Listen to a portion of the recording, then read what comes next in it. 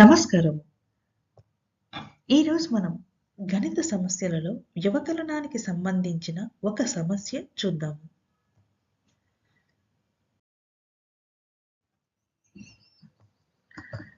ప్రశ్న: పూల వ్యాపారి వద్ద 57 గులాబీలు ఉన్నాయి.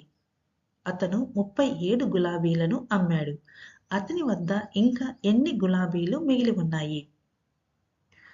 పూల వ్యాపారి వద్ద ఉన్న మొత్తం గులాబీలు 57.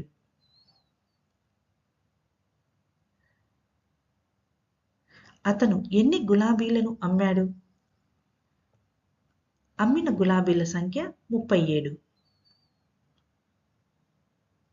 సో మనం మొత్తం గులాబీలలో నుంచి అమ్మిన గులాబీల సంఖ్యను తీసివేస్తే అతని వద్ద ఎన్ని గులాబీలు ఉన్నాయో మనకు తెలుస్తుంది.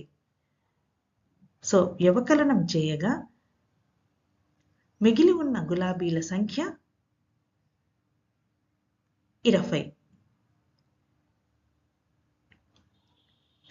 7లో నుంచి 7 తీసివేస్తే 0, 5లో నుంచి 3 తీసివేస్తే 2, మిగిలి ఉన్న గులాబీల సంఖ్య 20.